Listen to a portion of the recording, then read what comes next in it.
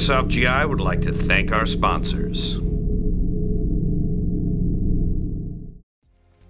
Hi GI TV, Bob the Axeman Hildebrand here with another mini tactical gearheads based on a Counter-Strike mod that we turned into an Airsoft game called Scouts and Knives. Now, this action video recently came out. If you haven't seen it yet, I highly suggest checking it out. It is 10 minutes of just pure Airsoft fun. But that said, this is the loadout that that I used during our Scouts and Knives video. Now, since it was based off that Counter-Strike mod, Scouts and Knives, we're using the closest approximable Airsoft guns to that, which is the JG Bar 10. It's actually a scope package, so for $124 you get a JG Bar 10, which is a spring sniper rifle, along with the scope.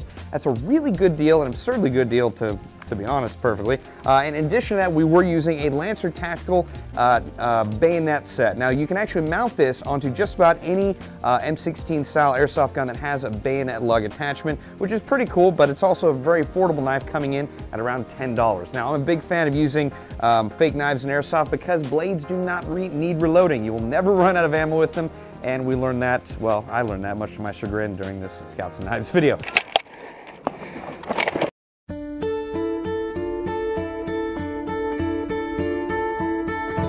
With that said, JG Bar 10 with scope package, around $124, great deal, and a Lancer Tactical $10 bayonet. Now, that said, the rest of my gear is pretty simple. This is a Specter modular plate carrier, or a Specter MPC. It's a very comfortable vest. It's actually bar tacked in so many different locations, the vest feels just like one complete piece of gear. And I really like that, how solid it is, and without the plates in, it's actually very light. I should make a note of the fact that Andrew and I, on his last day in the office, decided to put in our plates.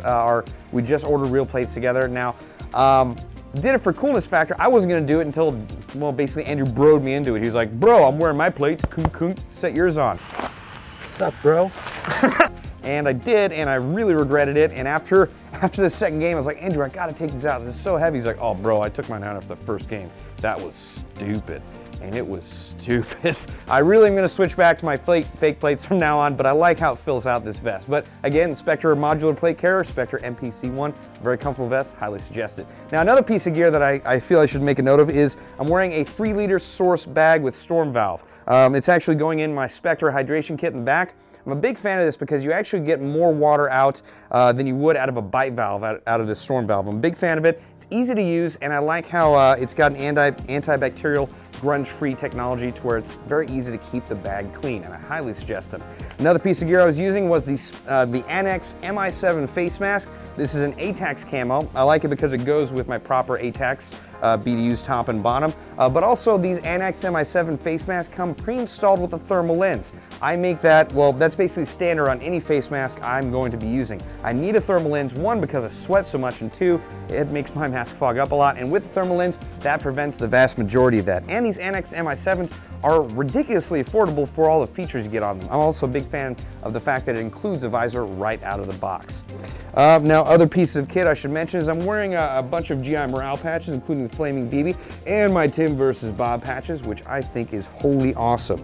And oh yeah, I shouldn't forget the Milspec Monkey Cool Guy Hat Deluxe. I'm a big fan of this. I've actually owned it for a year now. I bought one for my dad. We're both big fans of it. I like it because it has a lot of Velcro real estate space, and it has integrated, let's see if I can get one of these out, an integrated earbud system. So you can pull it out, put it in your ear, use it, and then hit this button, and it flicks right back up to the side of your hat.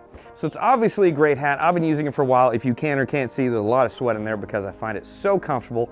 Now, one other thing I need to make a note of is the fact that today, or excuse me, that day, I was using my new Under Armour Tactical Valsetz boots. Now, I'm a big fan of these boots after having only used them a couple times, but Josh, our Predator #1, and Frank, our head tech, both own these. Josh says that they are like walking on clouds of awesomeness, and after having used them that day, I have to wholeheartedly agree. They are so comfortable that our head tech Frank wears them every day just because they're comfortable. He'll wear them at work when he goes home, whatever, because they are just like walking on clouds of awesomeness. They're also very breathable boots. They're very light. They're under a pound a piece, which is incredibly light, and I highly suggest you check out the Under Armour Tactical Valsetz boots. I had to get them in size 12 because I have stupidly big feet, but we have them in a variety of sizes on our website, and I highly suggest them. Well, that's going to do it for this loadout. This is the Scouts and Knives Tactical Gear Heads. I'm Bob the Axeman Hildebrand. This is GI TV.